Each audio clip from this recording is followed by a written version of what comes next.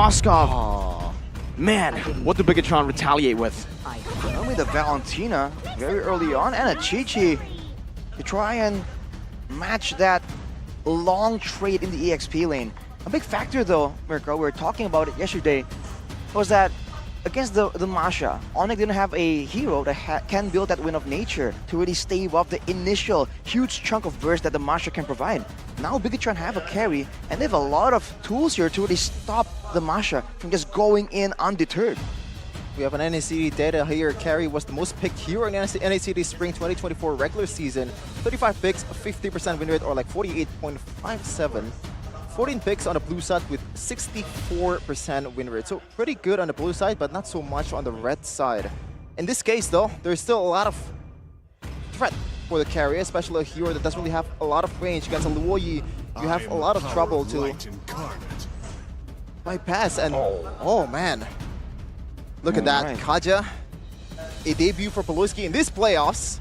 With a lot of damage coming in from Luke, I think this might be something that they can pull off. Quite dangerous for the side of BIGETRON. A lot of crowd control. Anyone getting hit by the Divine Judgments can be followed up by the taunt, by the passive of the Luoyi, by the stun, the pin from the Moskov as well. And if you talk about damage, is there enough to really burst someone down after, in the middle during the duration of the Divine Judgment? More than enough, technically, especially the longer the game goes. So for BIGETRON, they have to pick and choose their engagements right here, because especially that Barats is looking very vulnerable. If they're trying to maneuver around back and forth, he will be left behind without any support maneuver-wise, like with a Mathilda or a Rafaela. The first step is decided now. If they lose in this match, it's all over. No more MSC. No more chance to go to Riyadh. Stakes are higher than ever. But this is the time for game number 1 of BIGETRON Alpha versus GEEK Fam. A deathly combination, the Luoyi and the Kaja. For the man we know for his Kajas, Beloyski. Definitely going to be very, very scary on the Divine Judgment. I think in the regular season, we can draw parallels to how Yehezkiel and Yawi are used to playing this Luoyi Kaja combo. You get so many ways of creativity to flank with the Luoyi diversion to send that Kaja. And here you're seeing that underrated element from the chip. The global pressure is great, the crowd control is great, but the early game pressure though, whoa, Sorizo! Forcing out a flicker early on. Already a burn to the flicker, and Sorizo still has that sentry to get away. Very, very aggressive BTR just invading the jungles. That's what you want to do on the Barats, and that's exactly what they're able to get. Mid control, even the XP, the Masha, struggling a bit against that CC early. Not level 4 just yet. Superken wants to go for more. Pulls Ray back. Moreno's there to follow it up. Ray still able to sustain for a bit, but Sorizo is rotating as well. Ray gonna be first blood. Sorizo takes the first kill. Already, Rashi, you can see the downside of picking a Masha in this early game.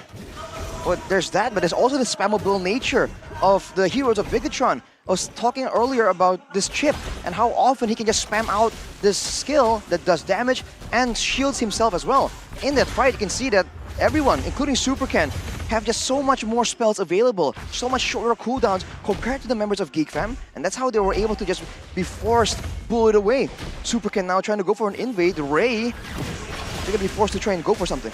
Retribution though, used up by Superken. He's a level ahead and he has no interest on the turtle so far. He's actually staying around, going to the mid lane now. But then now rotating finally to the turtle. And we finally see the prime example of why BTR was so good in the regular season, just choking everyone on the opposing side. They know that they have the early game advantage, and right away capitalize on that. Perfect objectives, no contest whatsoever. Ray has been having a hard time in this match. Beloyski, no flicker still, and Sorizo want to utilize this lane prio. BIGETRON Alpha in the enemy jungle, just conquering, not letting Ray get farm, trying to take everything, even the orange buff now. Beloyski gonna be stunned up by Kiesel, able to dash out to safety. Superken's retry is back up, and they will be able to steal this orange buff with no contest. Without the Divine Judgment, there's no way for GEEK to really threaten anything, any kind of pickoff right there. And again, the tempo here from BIGETRON is so fast, so oppressive. And this is before the chip's portal is even in the picture. this is gonna get even worse the longer the game goes. As we take a look at the talent prediction by the Samsung Galaxy series. Bit of banter here from the Indonesian desk. Bit of banter from us, 3-0. You said 5-0. I know your prediction. I was kind of disappointed they didn't put it 5-0. Diversion. Oh, just to the bottom lane. Oh, we pull him on. Straight with a Divine Judgment. Baloyski goes. And that flicker too. 1-1 on the board. Gotta be a bit more careful next time. Aman definitely overstaying his welcome. He has to count the possibility of diversion coming out of nowhere with the global presence. Fortunately for him, the wave is pushing in his direction. So Key will be trying to just be annoying right here with Super Ken. But Eman himself, I guess he felt a bit more comfortable, a bit more safe, because he went for the tenacity and the firmness. But now Super Ken already doing Super Ken things. Stealing it away. Ray tried to outsmart Super Ken or out-red-tree him. Red-treeing early, but it only enables Super Ken with that advantage to keep that advantage going. Now 3 levels ahead of Ray. How do you solve this, Arashi? The fact that Faraz just coming out of nowhere in every part of jungle from Ray, and you don't really have enough resources in this early of a game to pretty much punish that. It's just the difference in the roam presence. The Kaja, of course, can do some damage, can provide some utility, but the Chip we've seen, with the skills, technically being aggressive and defensive at the same time, he just has a bit more of an edge when it comes to those early game fights. I think if GEEK can stall the game a bit longer, get some items, a boy for instance, already with the Enchanted Talisman, will be doing a lot more damage right here. And we know how terrifying the Lawyer can be, but look at Key! Shortcut onto Baloyski, can't go for the Divine Judgment, terrified down Moreno! Steals the Divine Judgment away to pull Chadera. And Aman picks up a double kill. Super Ken, a missed Detona's welcome, but he's done the job, zoning a boy and Ray. Now trying to zone Ray from this turret for a possible turret take. Look at Luke though, instantly shoving up top, trying to get a trade as well. Ray, I don't think he'll be able to really look for that bait for that Spear of Destruction, but they were able to defend that turret. Extremely strategic, extremely robotic the way they execute these team fights. They know their strength and they play it to their favor. BIGETRON Alpha, they know. They want to get their revenge after what happened in the last season's playoffs. They're trying to make sure that they have full control right here. Oh, diversion though. Spotted. Oh my god. Flicker Divine Judgment. Baloyski finds Moreno. A bit of revenge for stealing his Divine Judgment earlier. It looks quite bad when Ken is on the bush, but it's Baloyski, man. He knows where everyone is. And right away flickers towards the preferred target.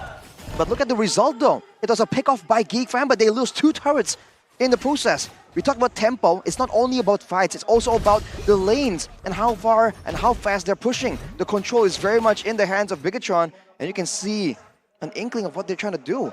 They won't be going to invade for the jungle of Ray again just yet. They're looking towards the mid lane right here, and they're putting a lot of presence, a lot of emphasis in trying to protect Eman right here. This is where in the mid game, with some items, this carry can do a lot of damage. Key is just making sure that no diversion, crazy play will happen for now. Now they're just waiting for the power spike, I believe, from Luke, because so far he's just nowhere to be seen in every team fight. He hasn't died yet, but Eman, Diversion into the bottom lane. The shortcut can be placed as well, but Eman will lose his life. Now Moreno joins in the fray. Chorizo trying to look for some damage. Super Ken going back as well. Chorizo finding Baloy. Luke chasing down Key, who is concealed. The flicker as well, and the thunderclap with the Spear of Destruction finds its mark. Luke now going to be poked down by Chorizo as he pops into Vengeance to deny any possible further trades from Chadera. 2 for 2. It's unfortunate for Eman going into that bush, that fateful bush, as the diversion comes in. What do we call that bush? What do we call that bush, Mirko? The Kumar bush. The Kumar bush. Man, Key tried his best to try and follow up, to try and go for a knock-up to save Eman, but it just wasn't enough. But it's a great response from BIGETRON to at least equalize. But the fact that they lost their gold laner puts BIGETRON just a little bit in a setback. But considering the full control, doesn't matter. Chadera not walking into a bush, but almost walking to his demise. Chorizo pulled down by Baloy with a Divine Judgment. No Vengeance to be used. It's a big shutdown, a bounty for a boy. Oh, finally something to work with. GEEK Fam finding a kill from the engage from BIGETRON Alpha, but Arashi so far 3 objectives. We don't see this very often. 3 no contests from GEEK Fam on the Turtles. I mean, can you blame them with how BIGETRON is playing?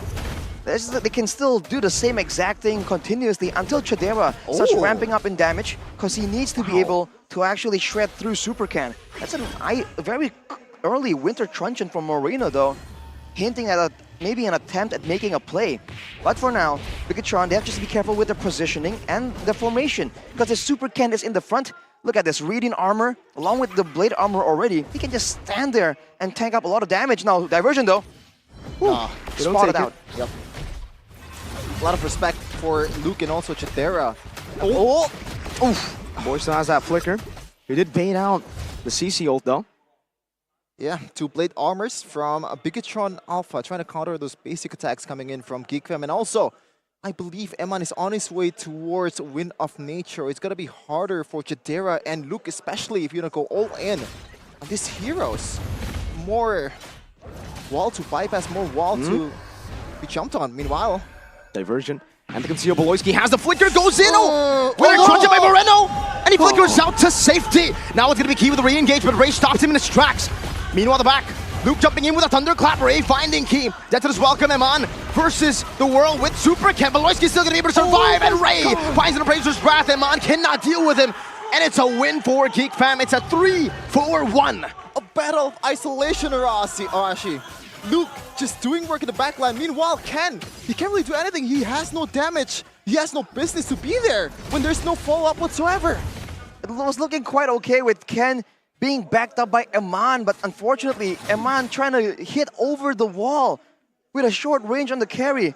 And of course, that winter truncheon from Moreno, expecting a play, trying to deny it, but almost like overthinking it, outplaying himself in that engagement.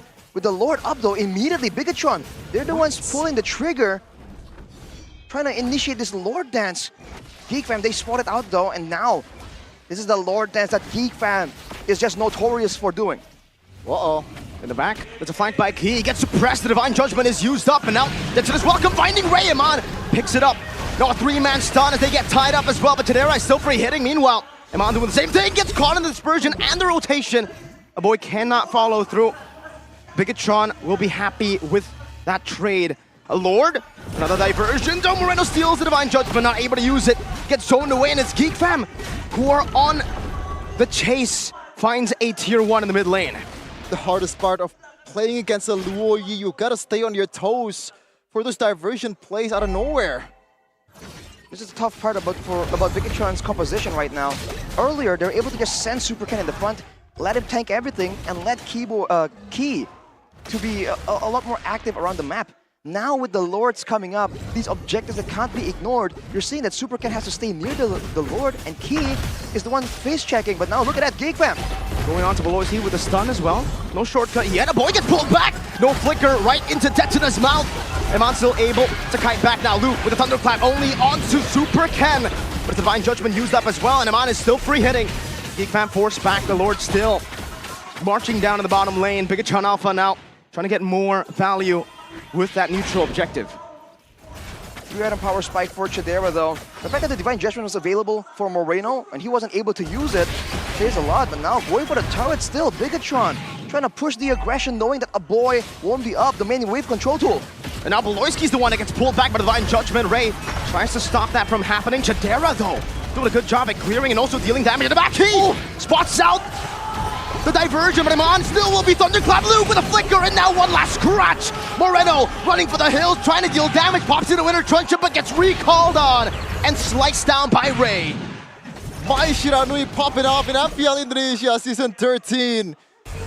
Oh man, what a play from Luke, what a chase, and right now it's 4v1. They can capitalize this really, really easily, getting those turrets.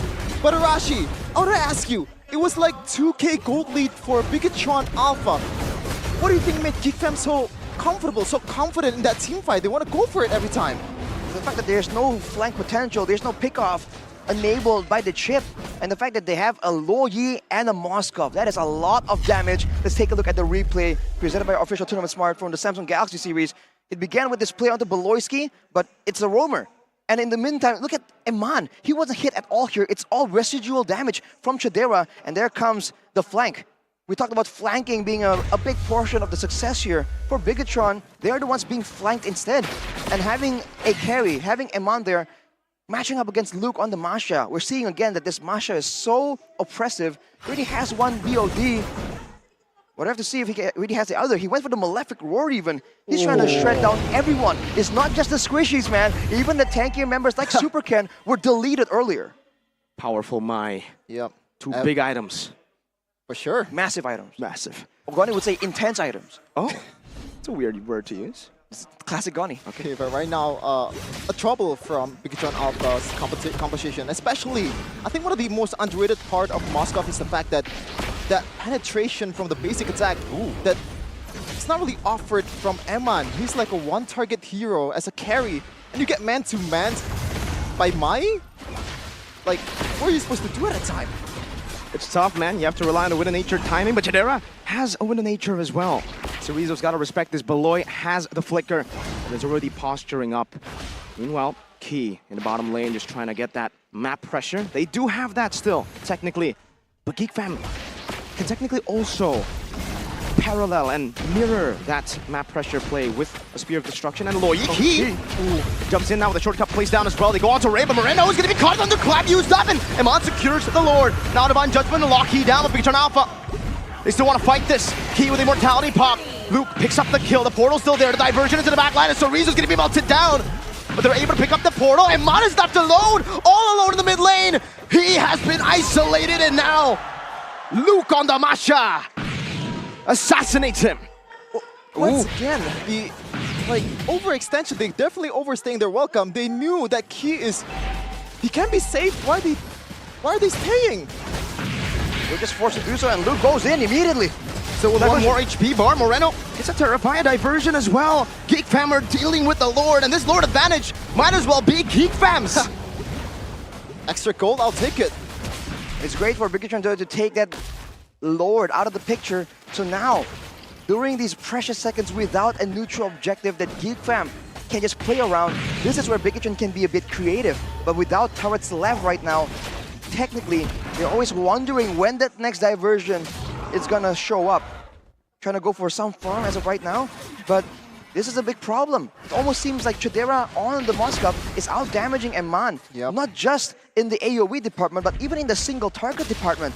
Even though technically on paper, they are at the same item power spike point, Chidera is just getting a lot more value from the Moskov. Again, we talked about flexibility in the roaming position. In the gold is the same exact situation. Although for Super Ken, he went for the Sky Guardian helmet that helps him whenever they are just dancing on the Lord to take some of that chip damage, some of that poke to back off. But now with the Lightning Truncheon, I think a boy is intending to go for something massive here. If he can go and land a combo onto Eman, there will be a lot of damage that he cannot ignore, and he has no protection from. Only the Rose Gold Meteor now. Oh my goodness. So to the bush now, and all-out fight, able to find a Divine Judgment. Oh my God! The damage overloads BIGETRON Alpha. The system is offline. The Geeks have decoded the robots. That was 0 to 100. What an escalation right now. They're forced to make a Hail Mary play here. But Eman goes in onto a boy, not even able to find it. Now Key as well with a desperate attempt at an assassination. The shortcut does nothing, but it will bring Geek Fam into that shortcut to take game 1. Geek Fam are battle tested. It doesn't matter if they hold the early game so dominant. BIGETRON Alpha just invading all the jungles from Geek Fam. But right away, when Luke is online, the whole Geek Fam is online, and the system is offline. What a crazy turn of